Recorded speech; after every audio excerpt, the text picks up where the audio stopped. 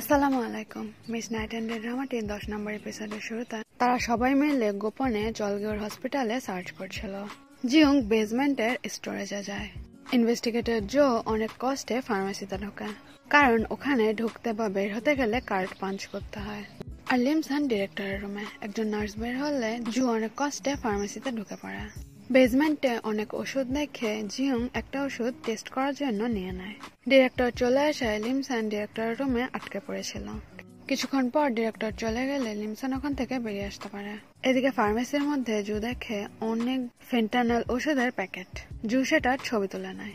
জু ফার্মেসির মধ্যে আটকে যাওয়ায় লিমসানের কাছে হেল্প চায়। এরপর নার্স আসা যাওয়ার সময় জু ওখান থেকে বেরোনোর চেষ্টা করলেও পারে না। তাই আর কোনো উপায় না দেখে লিমসান ওয়াশরুমে গিয়ে একজন নার্সকে মেরে তার কার্ড নিয়ে এসে জুকে উদ্ধার করে।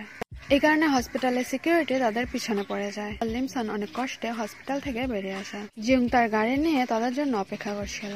এরপর তারা সবাই দ্রুত ওখান থেকে চলে যায়। এই কারণে সিকিউরিটি টিম তাদেরকে আর ধরতে পারে না। গাড়িতে বসে লিমসান ভাবতে থাকে, চলগিও কেন আমার ব্লাড টেস্ট করালো? উনি কি আমার খালাকে চিনে? আমার খালার কাছ থেকে কি চায়? অফিসে এসে লিমসান জানতে পারে যে চলগিও কিছুদিনের ছুটি নিয়েছে। এটা শুনে লিমসান অনেক চিন্তিত হয়ে যায়। চলগিও নোটিস করে যে ড্রয়ার থেকে তার রেজাল্টটা মিসিং। সিটিভি ফুটেজ দেখে সে জানতে পেরেছে লিমসান তার রুমেই ছিল। পরদিন সকালে কো আবার লিমসানের জন্য কফি নিয়ে আসা। এরপর লিমসান সেই বিড়ালটাকে খোঁজার ব্যাপারে কথা বললে কো বলে, আমাকে আগে বলতো, আমি হেল্প করে দেব। কো এই বিড়ালের ছবি তার অ্যাকাউন্টে পোস্ট করে দিয়েছে। এরপর একজন কোকে মেসেজ করে জানিয়েছে যে তার কাছে এমন একটা বিড়াল আছে। তাই সেই বিড়ালটাকে দেখার জন্য উইকেন্ডে কো আর লিমসান ওই জায়গাটায় আসা। লিমসান কোকে বলে যে তুমি এই গাড়ির মধ্যেই বসো, আমি যেয়ে দেখে আসছে।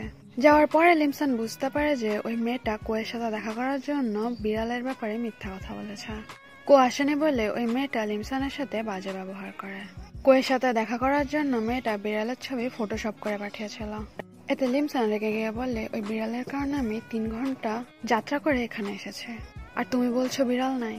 এরপর সে অনেক রাগ হয়ে গাড়ির কাছে আসে। তো কোন তাকে জিজ্ঞেস করতে থাকে কি হয়েছে, বাট লিমসান বললে চুপ করে চলো। গায়ং মেজিনকে জিজ্ঞেস করে, তুমি এখনো জিয়ং এর কল ইগনোর করছো? যেহেতু সে তোমাকে কল করছে এর মানে সে তোমাকে পছন্দ করে, তো তুমি এই সুযোগে ডিরেক্ট জিজ্ঞেস করে ফেলো। বাট আইডিয়াটা মিজিনের পছন্দ হয় না। এরপর দেখানো হয় আগের দিন রাতে অ্যাপার্টমেন্টের সামনে গায়ং এর জিয়ং এর সাথে দেখা হয়েছিল।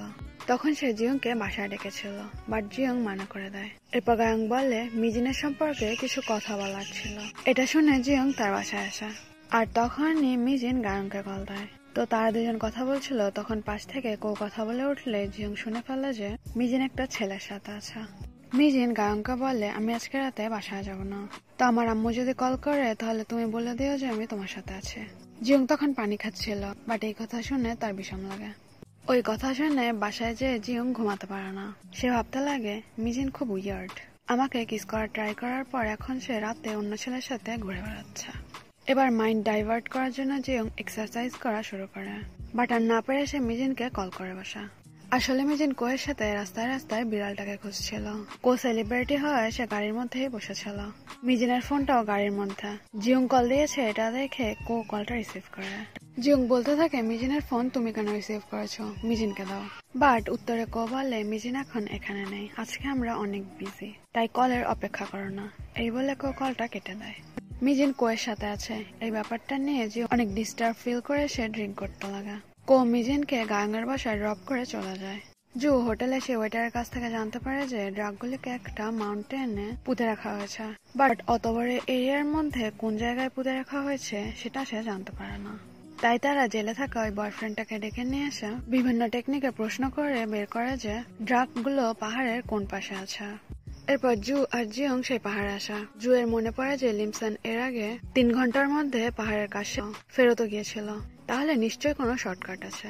তাই জু লিমসানকে কল করে। লিমসানের হাইকিং পছন্দ না, তাই সে পাহাড় চড়ে উপরে গিয়েছিল।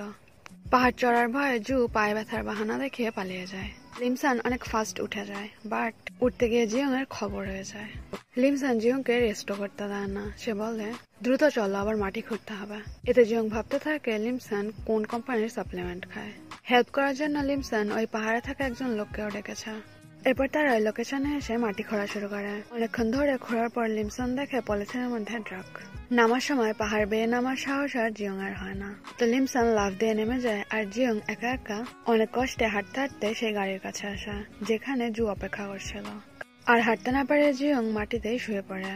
সব এভিডেন্স গুলি টেস্ট করার জন্য এনএফএস এ পাঠিয়ে দেওয়া হয়েছে। কয়েকদিনের মধ্যেই রেজাল্ট চলে আসবে। জু কোয়ের একটা ইন্টারভিউ দেখছিল যেখানে কো বলছিল তার প্রেমিকা 10 বছর বড় হলেও সমস্যা নেই। এটা দেখে জুর অনেক রেগে রেগে বলছিল যে লিমসান তোর থেকে 20 বছরের বড়, 20 বছরের। লিমসান যখন কলেজে ছিল তখন তুই কেবল জন্মিয়েছিস। তখন জিয়ং এসে জুয়ের স্ক্রিন দেখে ফেলে। জু তাড়াতাড়ি করে ইন্টারভিউটা সরিয়ে ফেললে তখন কোয়ের ইনস্টার একটা পোস্ট সামনে আসা, মানে বিড়ালের ছবি সহ কো যে পোস্টটা দিয়েছিল ওইটা। ওইখানে লেখা ছিল, আমার ডিয়ার ফ্রেন্ডের বিড়ালটা হারিয়ে গেছে, প্লিজ সবাই হেল্প করো, আমি এই ফ্রেন্ডটার অনেক কেয়ার করি। এটা দেখে জিয়ং এর মাথা গরম হয়ে যায়। তখনই কো এসে রুম থেকে লিমসানকে ডেকে নিয়ে যায়। লিমসানের হেলথের জন্য কো অনেকগুলো সাপ্লিমেন্ট কিনে এনেছে। লিমসান এগুলো নিতে চায় না। এরপর সে স্কোয়াড দিয়ে দেখায় যে সে অনেক ফিট। তবুও কো ওইখান থেকে একটা ট্যাবলেট বের করে লিমসানকে খাইয়ে দেয়। আর জু এটা দেখে হতাশ হয়ে চলে যায়। এরপর কো লিমসানকে বলে গত রাতে জিয়ং তোমাকে কল করেছিল। এতে লিমসান বলে থাক, ইম্পর্টেন্ট কিছু হলে সে আবার কল দেবে। এই উত্তরটা কোয়ের অনেক পছন্দ হয়। এরপর সে অনেক এক্সাইটেড হয়ে নাচতে নাচতে তার কাজে ফেরত যাচ্ছিল, বাট তখনই জু আসে। এসে বলে তোমার সাথে কিছু কথা আছে, আমার সাথে চলো। এরপর তারা একটা রেস্টুরেন্টে যায় যেখানে গিয়ে তারা ড্রিঙ্ক করতে লাগে। জু কোকে বলে তুমি আমাদের লিমসানের পিছনে কেন লেগেছ, তোমার মাথায় কি চলছে, তোমাদের এই রিলেশনশিপ মোটেই হেলদি না। এইসব বলতে বলতে সে অনেক ড্রিঙ্ক করে বেহুশ হয়ে যায়। এরপর কো তাকে অনেক ডাকাডাকি করে উঠে ঠিকানা জিজ্ঞেস করতে লাগে, বাট সে ঠিকভাবে কোনো উত্তর দেয় না। এদিকে বাসায় বসে জিয়ং দেখে কোয়ের ফ্যানরা তাকে নিয়ে পোস্ট করেছে। সেই পোস্টের মধ্যে জিয়ং জুকে দেখে দ্রুত জুয়ের ফোনে কল করে, আর কলটা কো রিসিভ করে এখানে ঠিকানা দেয়। জিয়ং এসে দেখে রেস্টুরেন্টের বাইরে কোয়ের ফ্যানেরা ভিড় জমিয়েছে। জিয়ং জুকে নিয়ে নিজের গাড়িতে উঠায় আর কোকেও গাড়িতে বসতে বলে, কারণ এত ফ্যানদের মধ্যে তার এখন এখানে একা দাঁড়িয়ে থাকাটা মোটেই ঠিক হবে না। বাধ্য হয়ে কো জিয়ং এর গাড়িতে ওঠে। গাড়িতে বসে কো জিয়ংকে জিজ্ঞেস করে মিজিনের সাথে তোমার কি রিলেশন, আমি একটু শিওর হতে চাই, কারণ আমি দুজন মানুষের মধ্যে আসতে চাই না। বাট জিয়ং এই প্রশ্নের কোনো উত্তর না দিয়ে অনেক জোরে গাড়ি চালাতে লাগে। জিয়ং জুকে বাসায় নিয়ে এসে আবারও তার সোফায় শুইয়ে দেয়। এরপর সে কোয়ের করা প্রশ্নটা নিয়ে ভাবতে থাকে যে তার মিজিনের সাথে কি সম্পর্ক। এদিকে মিজিনও জিয়ং এর ব্যাপারেই ভাবছিল। মিজিন ঘুমাতে গিয়ে ফোন বন্ধ করলে ঠিক তখনই জিয়ং তাকে কল দিয়ে ফোন অফ পায়। পরদিন ঘুম ভাঙার পর জু দেখে এসে জিয়ং এর বাসায়। নাস্তা খাওয়ার পর তারা একসাথে অফিসে আসে। অফিসে আসার পর লিমসান তাদেরকে জানায় চলগিওর মেডিকেল সেন্টার থেকে যে ড্রাগ পাওয়া গেছে আর এই মাউন্টেন থেকে তারা যে ড্রাগ খুঁড়ে উঠিয়েছে এদের টেস্টের রেজাল্ট ম্যাচ হয়েছে। এবার জিয়ং ওয়ারেন্টি রিকোয়েস্ট করে। কাজ করতে করতে কো আবারও নাম ঠিকানা ছাড়া একটা খাম পায়, যেটাতে সেই সেম কথাই লেখা ছিল যে একজন সিনিয়র ইন্টার্ন তার আইডেন্টিটি নিয়ে মিথ্যা কথা বলেছে। কো আবারও কাগজটা ছিঁড়ে ফেলে আর সে অনেক দুশ্চিন্তায় পড়ে যায়। রাতে মিজিন বাসায় এসে দেখে জিয়ং তার গেটের সামনে ওয়েট করছে। জিয়ং তাকে জিজ্ঞেস করে এত রাত পর্যন্ত তুমি কোথায় ছিলা। মিজিন বলে আমার কাজ ছিল। তো জিয়ং জিজ্ঞেস করে কি কাজ। তো উত্তরে মিজিন বলে ওটা আমার পার্সোনাল ব্যাপার। এতে জিয়ং বলে তুমি কোয়ের সাথে যা করো সেটাও সিক্রেট, তোমার নিজের ব্যক্তিগত ব্যাপারগুলিও সিক্রেট, তোমার এত সিক্রেট কেন। এবার মিজিন বলে আমি কোয়ের সাথে দেখা করলে কোনো সমস্যা, তুমি এত রাতে আমার বাসার সামনে এসে আমাকে ইন্টারোগেট কেন করছো।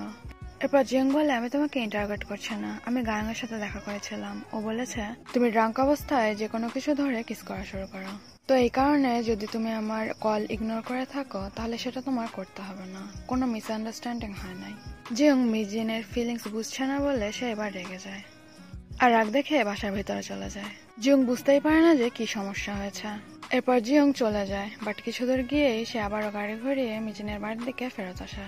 তখন মিজিনের বাড়ির ডোরবেল বাজলে সে বাইরে গিয়ে দেখে কোন ও বৃষ্টির মধ্যে দাঁড়িয়ে মিজিনের জন্য অপেক্ষা করছে। ওই লেটারগুলির কারণে কো মিজিনকে বলে তুমি ওইখানে জব ছেড়ে দাও, দরকার হলে আমি তোমাকে বেতন দিচ্ছি, যদি তুমি শুধু শুধু বেতন নিতে না চাও তাহলে আমার সাথে কাজও করতে পারো। এতে মিজিন বলে তোমার টাকার অহংকার তুমি অন্য কোথাও দেখাও, আমি অনেক ব্যস্ত। এরপর কেউ বলে আমি বুঝতেছি না আমি কি করব, এই জিনিসটা আমার কাছে নতুন, আমি একজনকে পছন্দ করি আর আমি তাকে নিয়ে অনেক চিন্তায় থাকি যে তার কিছু হয়ে না যায়, এই কারণে আমি সারাদিন অনেক অস্থির থাকি, কোনো কাজই ঠিকভাবে করতে পারি না, আমি এতটাই চিন্তায় থাকি যে আমি ওষুধ খেতেও ভুলে যাই। মিজিন আর কো একটা ছাতার মধ্যে দাঁড়িয়েছিল, এর মধ্যে জিয়ং ওখানে চলে এসে এটা দেখে ফেলে। এবার মিজিন তাকে জিজ্ঞেস করে কে এসে, কো বলে তুমি।